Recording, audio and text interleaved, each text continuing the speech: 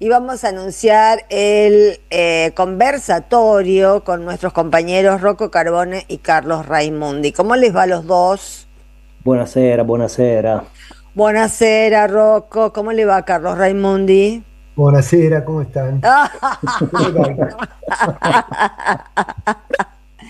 Bene, bene, tantissimo bene, moltissimo bene. ¿Cómo se dice, Rocco? Tantissimo, moltissimo. Molto bene. Molto bene, molto bene. Bueno, a Rocco seguimos sin verlo porque ese es su encanto, ¿no?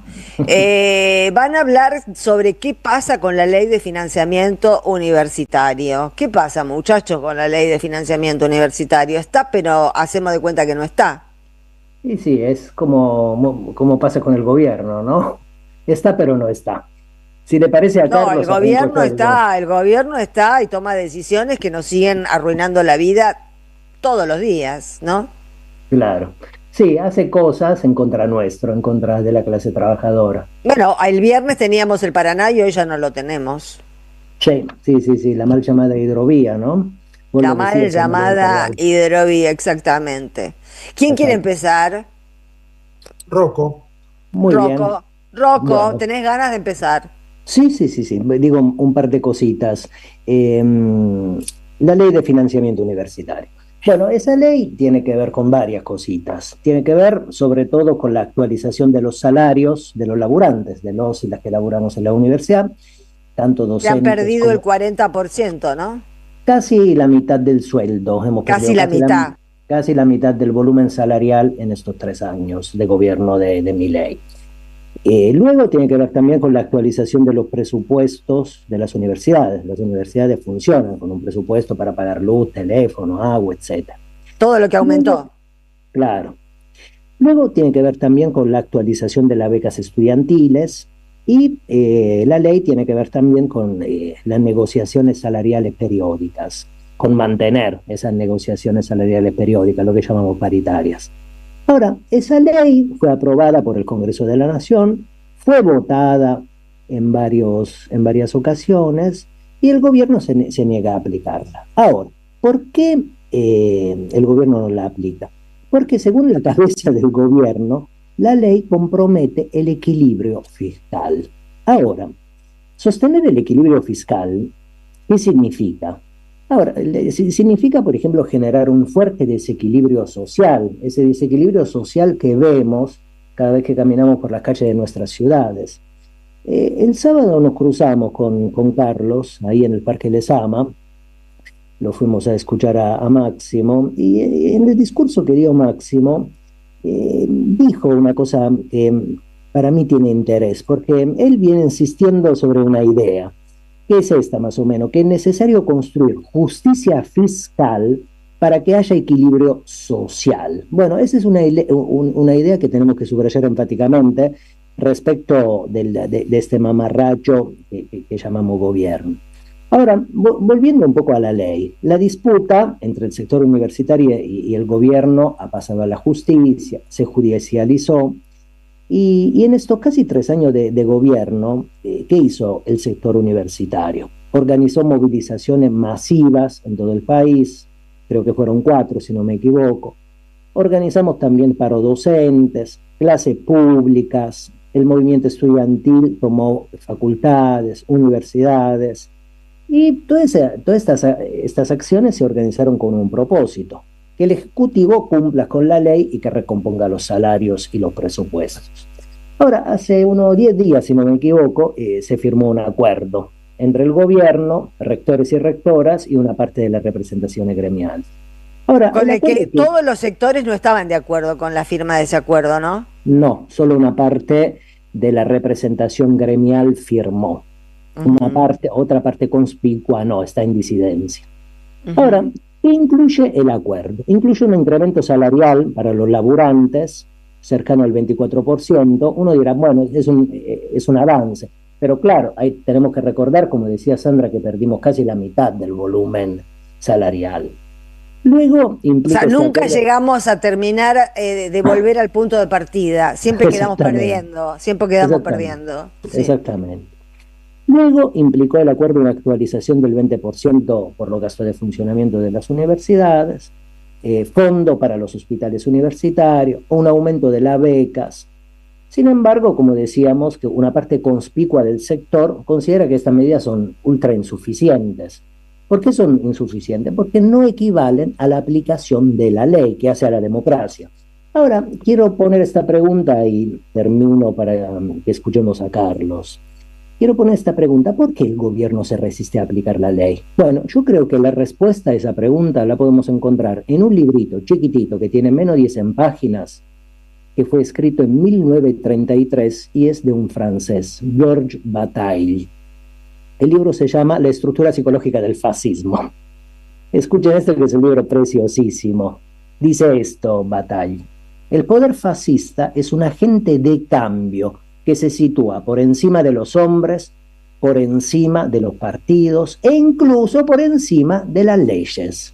El hecho de que la legalidad esté rota es el signo más evidente de la naturaleza de la acción fascista. 1933, Georges Bataille, La estructura psicológica del fascismo. Bueno, hay que preguntarse por qué se rompe el derecho internacional cada 2 minutos, ¿no? Bueno. Es justamente producto de las políticas fascistas que hay en Occidente. El fascismo opera siempre de la misma manera. Se considera por encima de la ley, por ende, digamos, no sostiene la ley de financiamiento universitario. Termino con esto. ¿Qué deberíamos hacer? ¿Qué hacer frente a esto?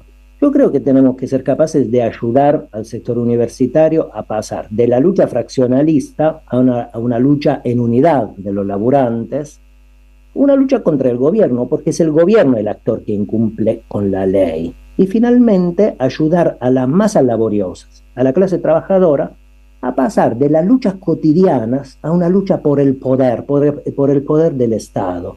Porque la disputa central, desde mi punto de vista, si no me engaño, se puede frasear así: fascismo versus democracia. Como le entiendo yo la democracia, como una fraternidad de clase en el ejercicio del poder.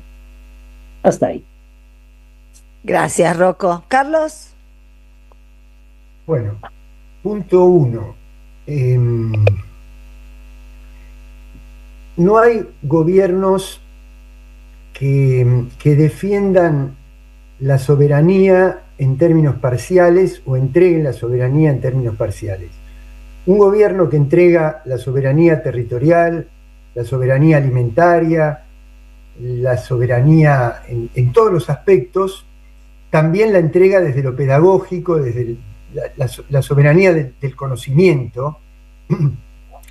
Por lo tanto, es absolutamente coherente el gobierno de Milei respecto de lo que está haciendo con las universidades. A nadie le debería sorprender. Segundo, la cuestión universitaria tiene 2 aspectos. Una es la soberanía del conocimiento científico, tecnológico.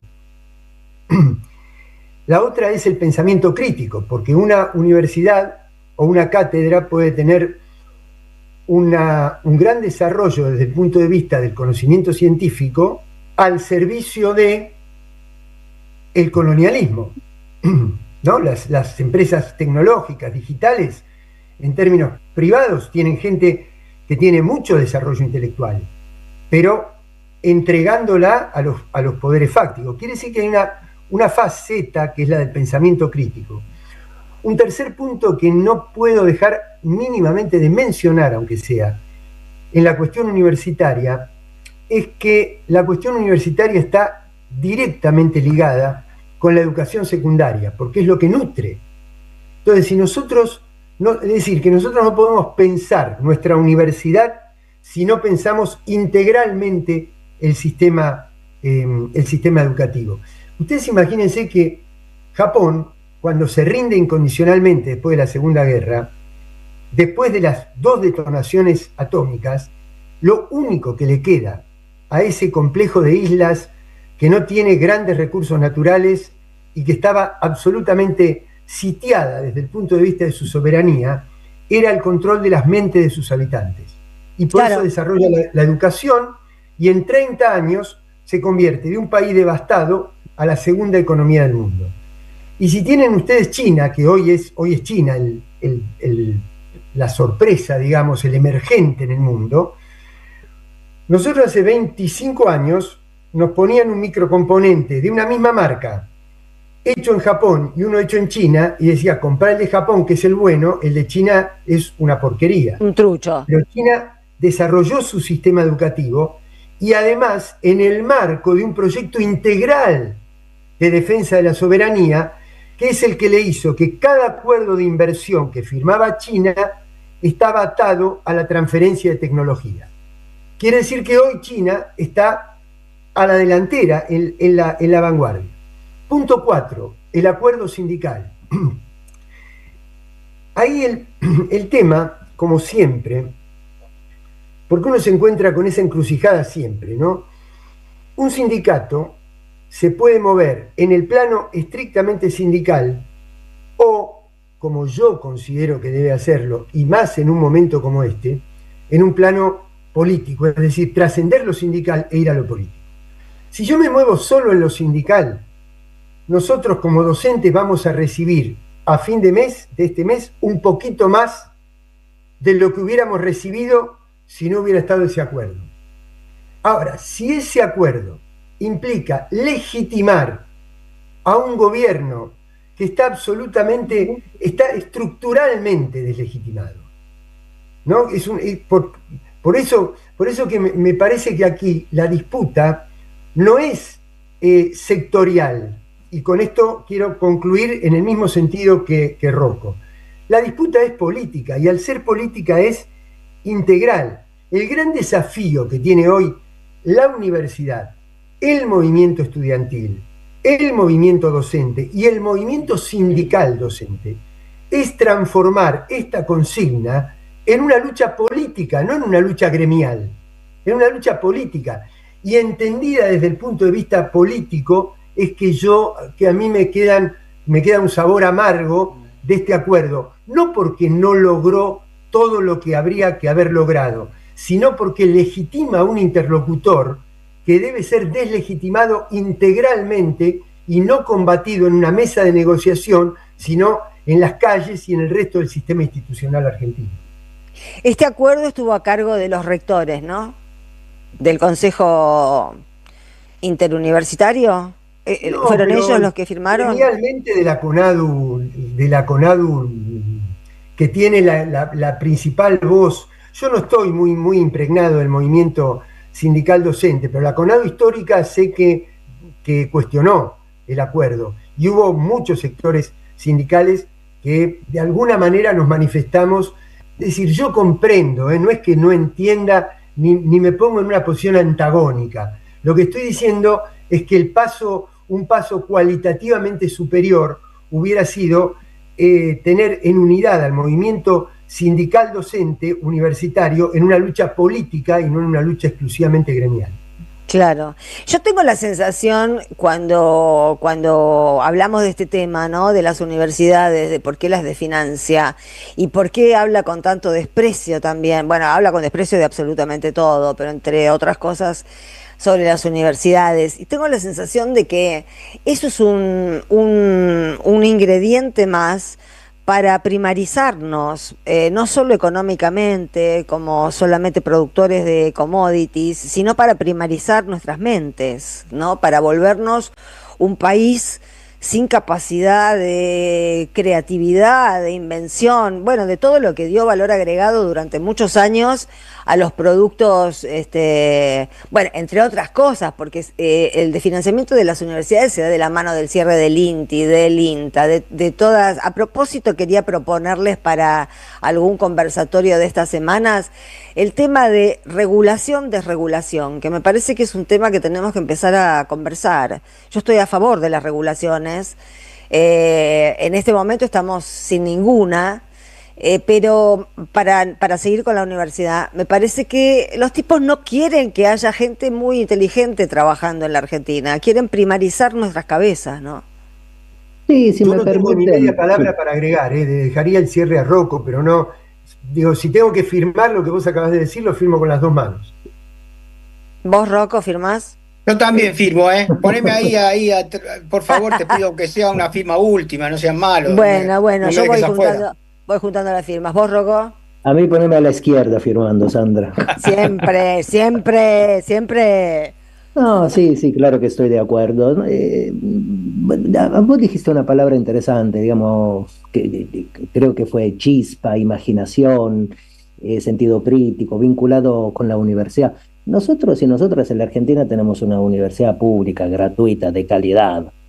Y si este gobierno quiere hacer algo con lo público, lo social, lo que es de todos y todas, es apropiárselo y convertirlo en negocio. Y me parece que un propósito que tienen con la ciencia pública, la universidad pública, es reconvertirla en negocio. Si esto, digamos, va a acontecer, ¿qué implicaría? Que el hijo del laburante, la hija del colectivero, el hijo del verdulero, ya no van a poder acceder a la universidad y va a ser un bien público, gratuito, de calidad, al cual van a acceder solo pocos y pocas. Bueno, lo que están haciendo con la estatalidad, ¿no? Apropiársela y alejarla de la clase trabajadora. Y luego, respecto del tema de regulación, de regulación, claro, hay que regular, incluso un Estado popular, plebeyo, debe regular un montón de cosas, incluso, por ejemplo, las redes sociales, la IA, digamos, las formas del Pero por lo capitalismo. menos regular que cuando se vayan chicos del país, las empresas de transporte pidan el permiso de salida del país. Claro, Sturzenegger eliminó eso. Se pueden afanar pibes tranquilamente.